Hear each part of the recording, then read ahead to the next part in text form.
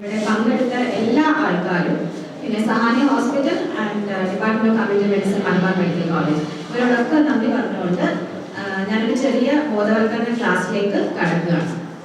അപ്പം ഇന്നിപ്പോൾ നമ്മളുടെ ഇടയിൽ ഒരു ആശങ്ക കൊണ്ടുവന്ന ഒരു രോഗമാണ് HMP അഥവാ ഹ്യൂമൻ മെറ്റാന്യൂമോ വൈറസ്.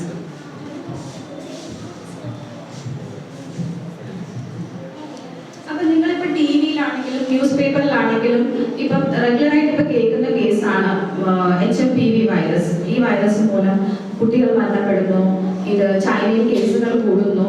അപ്പം ഇങ്ങനെ കുറെ കാര്യങ്ങൾ ഇപ്പൊ നിങ്ങൾ കുറച്ച് നാളുകളായിട്ട് കേൾക്കുന്നുണ്ടാകാം. അപ്പം അതിനെക്കുറിച്ച് ഈ വൈറസ് എന്താണെന്നും ഇതിന്റെ രോഗലക്ഷണങ്ങൾ എന്താണെന്നും ഇതിനെ നമുക്ക് എങ്ങനെ പ്രതിരോധിക്കാൻ പറ്റുമെന്നൊക്കെയാണ് എന്റെ ക്ലാസ് കൊണ്ട് ഞാൻ എല്ലാവർക്കും പറയാൻ ഉദ്ദേശിക്കുന്നത്.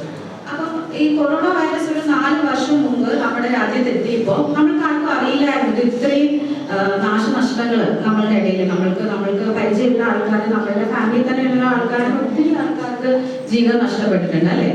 അപ്പം സ്വാഭാവികമായിട്ട് ഒരു 4 വർഷത്തിന് ശേഷം പുതിയൊരു വൈറസ്, അതും ചൈനയിൽ നിന്ന് വന്ന വൈറസ് എന്ന് പറയുമ്പോൾ നിങ്ങൾക്ക് എല്ലാവർക്കും ടെൻഷൻ ഉണ്ടാവും, ഇത് അതിന്റെ ബാക്കിയായിട്ട് വന്നൊരു വൈറസ് ആണോ എന്നുള്ളത്. ഒരിക്കലും അല്ല. ഈ HMPV വൈറസ് ഈ ഒരു 2024 അല്ലെങ്കിൽ 2025 ഒന്നും വന്ന വൈറസ് അല്ല. ഇത് 2001 തന്നെ നെതർലാൻഡ്സ് എന്ന് പറഞ്ഞ സ്ഥലത്ത് ആദ്യമായി വരികയും അതിനുശേഷം പല രാജ്യങ്ങളിൽ ഈ അസുഖം വന്നുകൊണ്ടിരിക്കുന്ന ഒരു അസുഖം തന്നെയാണ്. അതുകൊണ്ട് തന്നെ ഇതിനെ കുറിച്ച് ഇപ്പം ആരും അങ്ങനെ ആശങ്കപ്പെടേണ്ട ആവശ്യമില്ല. ഇപ്പൊ ആരോഗ്യ മേഖലയിലാണെങ്കിലും പൊതുവെ ഇപ്പൊ നമുക്ക് മനസ്സിലാക്കാൻ പറ്റുന്നത് എല്ലാവർക്കും ഇത് കൊറോണയുടെ ഒരു സെക്കൻഡ് ടൈപ്പ് ഓഫ് വൈറസ് ആണോ എന്നുള്ളൊരു ടെൻഷനാണ്. അങ്ങനെ ആർക്കും ഫസ്റ്റ് ഓഫ് ഓൾ തന്നെ ആരും ഇതിന് ടെൻഷൻ ആവുക അങ്ങനെ ഒന്നും ആകേണ്ട ആവശ്യമില്ല. നമുക്കിത് എന്താ പറയാ, നമുക്ക് ഇതിന്റെ പ്രതിരോധ മാർഗങ്ങൾ വഴി തന്നെ ഈ അസുഖത്തെ നമുക്ക് തടയാൻ കഴിയും. ഈ രോഗത്തെ കുറിച്ച് പറയുകയാണെങ്കിൽ ഇതൊരു വൈറസ് തന്നെയാണ്. കൊറോണ വൈറസ് പോലത്തെ വൈറസ് അല്ല, വേറെ ഡിഫറെന്റ് വൈറസ് ആണ്. പിന്നെ ഈ വൈറസിന്റെ രോഗലക്ഷണങ്ങൾ വേറെ ഏതൊരു വൈറൽ പനി, ഇപ്പൊ വൈറൽ പനി ആവട്ടെ കൊറോണ, ഇപ്പൊ നമുക്ക് എല്ലാവർക്കും വന്നു പോയിട്ടുണ്ടാവും അല്ലെ. അപ്പൊ നമുക്കറിയാം ഒരു വൈറൽ പനി വന്നു കഴിഞ്ഞാൽ ആദ്യമായി നമുക്കൊരു ചെറിയ ചൂട്, പനി, തൊണ്ടവേദന, മൂക്കൊലിപ്പ്, ജലദോഷം ഇങ്ങനെ തന്നെ ആയിരിക്കും ഈ HMPV വൈറസ് എന്ന് പറയുന്ന ഈ ഒരു പനിയും ഉണ്ടാവുക. അപ്പം നോർമലി ഒരു വൈറൽ പനി വന്നു കഴിഞ്ഞാൽ ഒരാൾക്ക് ഒരു 3 അല്ലെങ്കിൽ 5 അല്ലെങ്കിൽ 7 ദിവസം കൊണ്ട് അത് തന്നെ വന്ന് മാറിക്കോളും. അങ്ങനെയാണ് പൊതുവെ വൈറൽ പനികളുടെ രീതികൾ. എന്നിരുന്നാൽ പക്ഷെ ഈ വൈറസിന്റെ ഇതെന്താന്ന് വെച്ച് കഴിഞ്ഞാൽ ഇത് കുറച്ച് കോംപ്ലിക്കേറ്റഡ്, ഒരു ലാസ്റ്റ് സ്റ്റേജിലേക്ക് പോയി കഴിഞ്ഞാൽ ശ്വാസകോശത്തെ ബാധിക്കുകയും അതുമൂലം ന്യൂമോണിയ ഉണ്ടാവുകയും അങ്ങനെയാണ് മരണം സംഭവിക്കുക. പക്ഷെ ഇത് എല്ലാവരിലും ഈ ന്യൂമോണിയ ഉണ്ടാവില്ല. ഇതില് വളരെ ഞാനിപ്പോ പറയുകയാണെങ്കിൽ കുട്ടികളിൽ ഇതിൽ കുറച്ച് വൾനറബിൾ ഏജ് ഗ്രൂപ്പ്സ് ഉണ്ട്. അതായത് വന്നിട്ട് കണ്ടീഷൻ ബാഡ് ആകാൻ പറ്റുന്ന കുറച്ച് ഏജ് ഗ്രൂപ്പ്സ്. ഒന്ന് കുട്ടികളാണ്.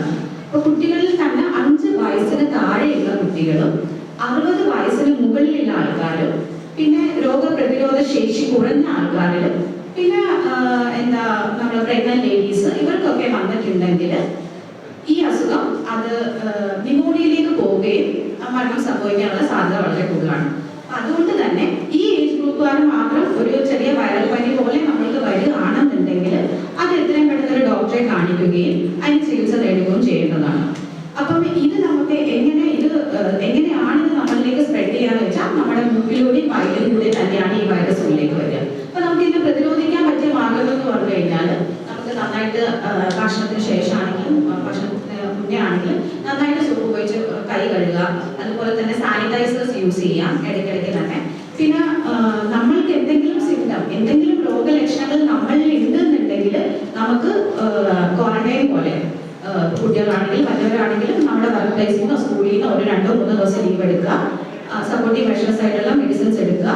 നമ്മൾ ഐസൊലേറ്റ് ചെയ്യുക, നമ്മളെ വേറെ ക്രൗഡിലേക്ക് പോകാണ്ടിരിക്കാൻ ശ്രദ്ധിക്കുക. അപ്പോൾ ഇതുമൂലം നമ്മുടെ അസുഖം പെട്ടെന്ന് റിക്കവർ ചെയ്യാനും സഹായിക്കും. ഒരാളിൽ നിന്ന് വേറെ ആളിലേക്കുള്ള അസുഖം പടരുന്നതും കുറയ്ക്കും. അപ്പൊ ഇതാണ് ഇതിന്റെ ഏറ്റവും വലിയ പ്രതിരോധ മാർഗം എന്ന് പറയുന്നത്. പിന്നെ പറയുകയാണെങ്കിൽ ഭക്ഷണ രീതികളെ കുറിച്ച് പറയുകയാണെങ്കിൽ ഏതൊരു വൈറൽ പനി വന്നാലും നമ്മൾ ഡോക്ടേഴ്സ് പറയുന്ന കാര്യമാണ് ധാരാളം വെള്ളം കുടിക്കുക, ബോഡി ഹൈഡ്രേറ്റ് ആയിട്ട് വെക്കുക എന്നുള്ളത്. കാരണം നമ്മുടെ ബോഡി ഒരു വൈറസ് ഉള്ളിലേക്ക് വന്നാൽ അതുമായിട്ടൊരു ഫൈറ്റിംഗ് ആണ് ശരിക്കും നമ്മുടെ ബോഡിയിൽ സംഭവിക്കുക. അപ്പം അതിന് ഒരു കഴിവ് തരുന്ന ബോഡിയിൽ എപ്പോഴും വെള്ളം, എത്രമാത്രം വെള്ളം കുടിക്കാൻ പറ്റും വെള്ളം കുടിക്കുക. ആരോഗ്യപരമായ ഭക്ഷണങ്ങൾ, അതായത് വീട്ടിലുണ്ടാക്കുന്ന ഭക്ഷണങ്ങൾ, എണ്ണയും കൊഴുപ്പും കുറഞ്ഞ ഭക്ഷണങ്ങൾ കഴിക്കാൻ ശ്രദ്ധിക്കുക. പിന്നെ റെഗുലറായിട്ട് ഹാൻഡ് വാഷ് ചെയ്യുക, ഞാൻ പറഞ്ഞ പോലെ ഹാൻഡ് സാനിറ്റൈസർ യൂസ് ചെയ്യുക. പിന്നെ ഏതൊരു